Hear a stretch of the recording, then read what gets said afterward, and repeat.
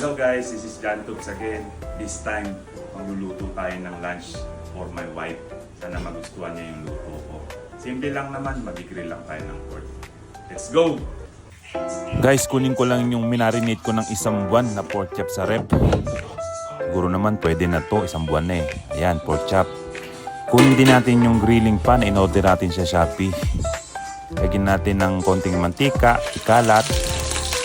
At ayan, pwede na tayo mag-grill. Guys, remember, pag nag-grill tayo, low heat lang ha. Ayan, kita nyo naman. Ganda. At habang nag-grill tayo, hiwain na natin yung mga leftover natin na galing sa rep. Yung hotdog ni Tito, hiwain natin ng pira-piraso. Yung maninipis lang. At yung longganisa ni Junjun, isang linggo na sa rep, hiwain din natin ng maninipis. At syempre, yung maling ni Aling Maring, hiwain din natin ng maninipis. At habang ginigrill mo ang pork chop, gupit-gupitin mo na para pati walang ngipin makakain.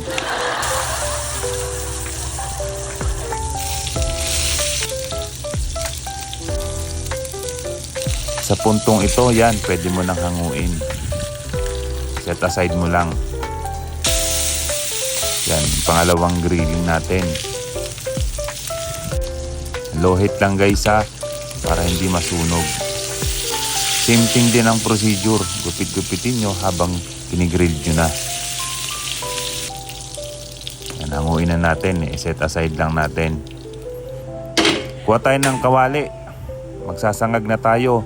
Gamitin natin guys yung pinagrilli na natin na oil. Lagyan natin ng garlic, hotdog, yung longganisa, at syempre yung maling. Igisa-gisa lang natin to hanggang maging brown yung garlic. At lagyan natin ng itlog. Pampasarap yan.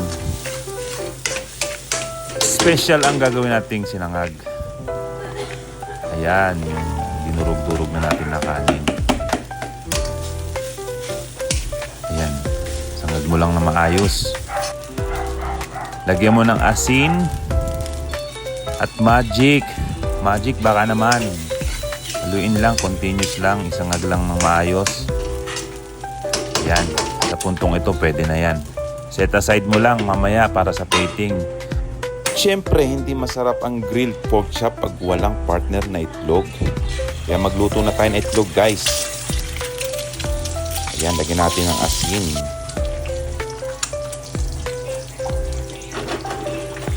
Yun!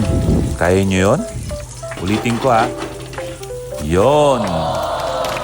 Mga master lang nakakagawa niyan. Yun, plating na tayo, guys. Yung sinangag ko nga pala dito, medyo buhaghag. Galit-galit kasi. Ewan ko ba. Pero masarap yan. Lagyan na natin ng itlog. At magagarnish din ako ng kamatis. At gagawin kong sidings to. At syempre, hindi pwedeng walang sausawan. Kalamansi.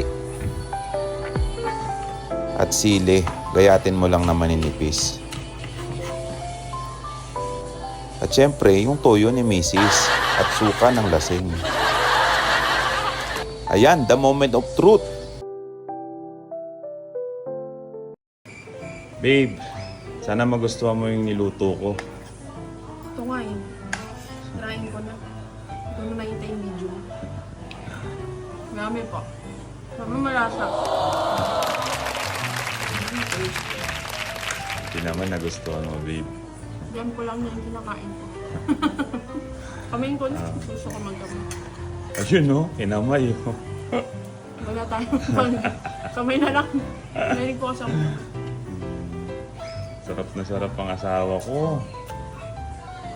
Wow. Ayan guys, pag nasasarapan yung asawa nyo sa luto nyo, na-appreciate nyo yan. Diba? Ang sarap magluto, na-motivate ka magluto lagi pag nagugustuhan ng mga mahal mo sa buhay.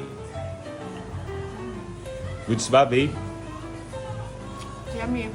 Okay. Thank Guys, thank you Thank you for watching. Abangan nyo lagi yung mga luto ni John Toops. Marami pa yan. Bye-bye. Thank you.